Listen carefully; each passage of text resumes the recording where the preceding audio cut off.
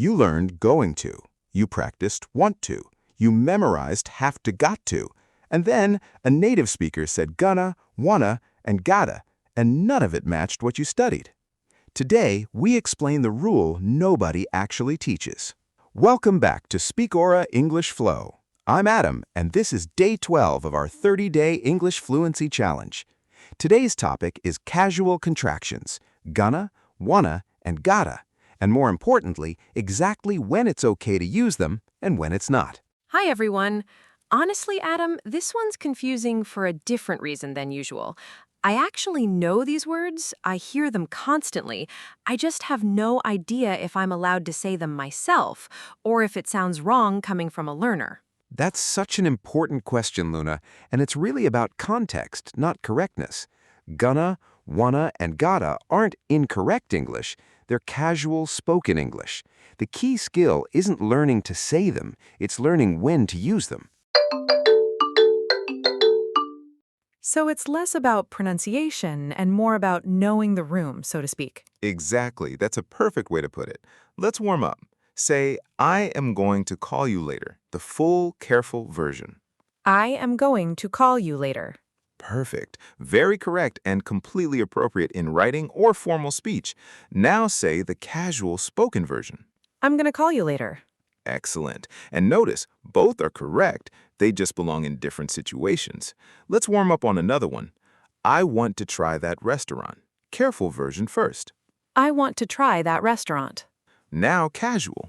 I want to try that restaurant. Perfect. One more warm-up. I have got to finish this today. Careful version. I have got to finish this today. And casual. I gotta finish this today. Beautiful.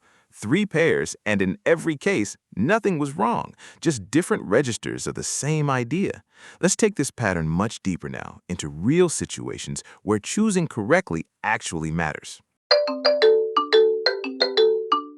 All right, Luna, let's explore where each version belongs, because using the wrong one in the wrong place is really the only mistake possible here. Okay, that actually makes me feel much better already. Less about right or wrong, more about fitting the moment. Exactly. Let's start with texting a friend. How would you tell a friend you're going to be late? I'd say, I'm gonna be a few minutes late, sorry. Perfect. Completely natural for texting a friend. Now, how would you say the same thing in a professional email to a client? I would say, I'm gonna be a few minutes late. Let's adjust that for the formal context. I am going to be a few minutes late. My apologies. Excellent adjustment, Luna. And that shift is exactly the skill we're building today. Let's move into role play, since context switching is really the heart of this lesson. Situation 1. Texting a friend about weekend plans. Okay, ready? Hey, what are you doing this weekend? I'm gonna check out that new market downtown. Wanna come with me? Beautifully casual, perfectly appropriate for texting a friend. Situation 2. A job interview question. Okay, ready. Where do you see yourself in 5 years? I'm gonna probably be in a leadership role, I think. Let's adjust that for the interview setting. I'm going to focus on growing into a leadership role over the next 5 years. Perfect correction, much more polished for a professional context. Situation 3, a casual conversation with a coworker at lunch, not a formal meeting. Okay, ready. Are you going to order the usual today? Yeah, I think I want to try something different, actually. Maybe the soup? Beautifully natural and completely appropriate for that relaxed lunch setting.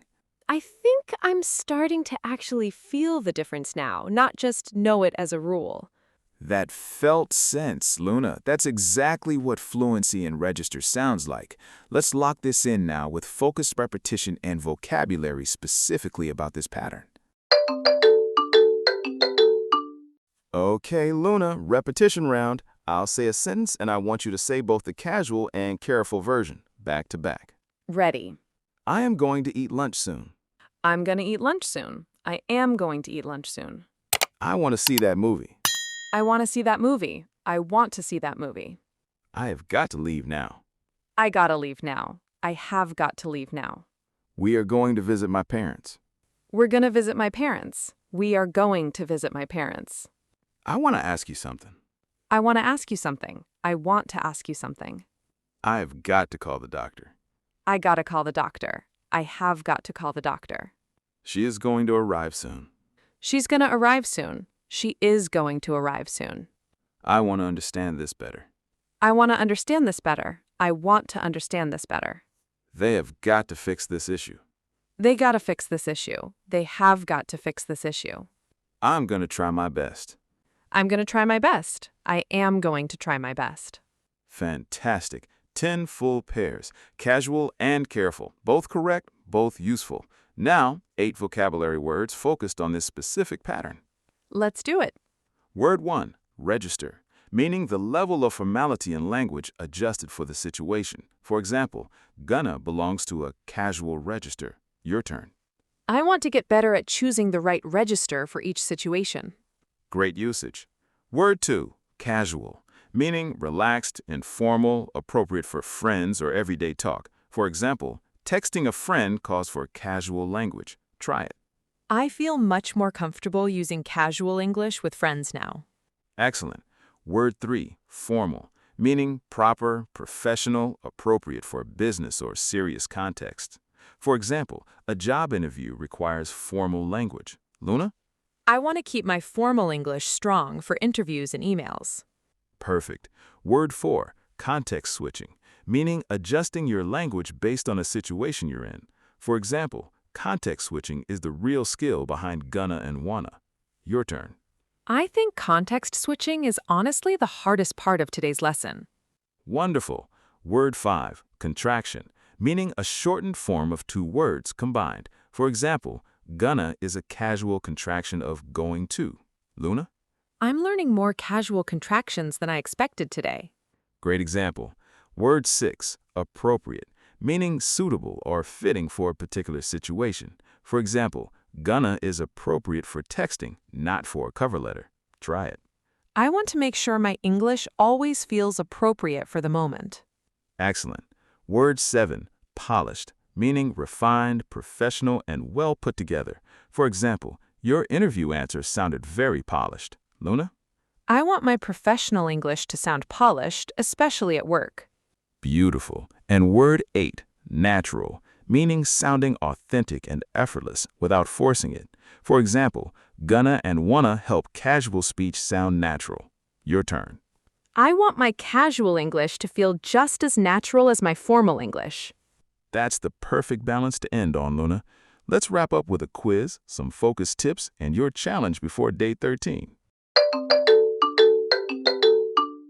All right, Luna, quiz time. 5 questions all about choosing the right register.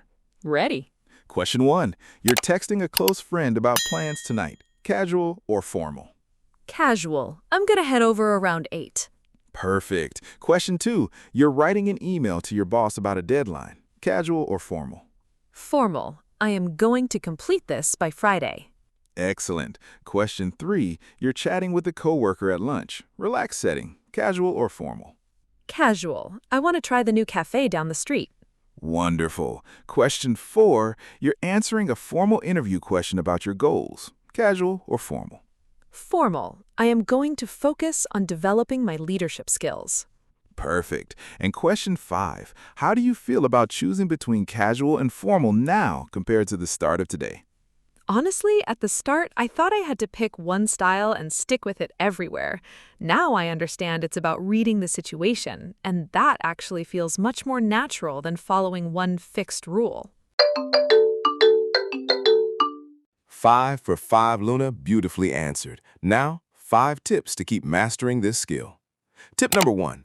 Default to formal in writing, especially emails and cover letters, since casual contractions rarely belong in written professional communication.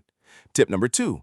Use casual contractions freely with friends and in relaxed spoken conversation, since avoiding them entirely can actually sound stiff or overly formal. Tip number 3. Listen for context clues, like who you're speaking to and where you are, since these 2 factors almost always tell you which register fits. Tip number 4. When in doubt in a professional spoken setting, lean formal, since it's generally safer to sound slightly too polished than too casual in unfamiliar professional situations. Tip number 5, practice switching between both versions of the same sentence, like we did today, since active switching builds the instinct faster than only learning one version at a time. Tip 5 really helped today. Saying both versions back to back made the difference so much clearer than just studying them separately. That contrast really does accelerate learning, Luna.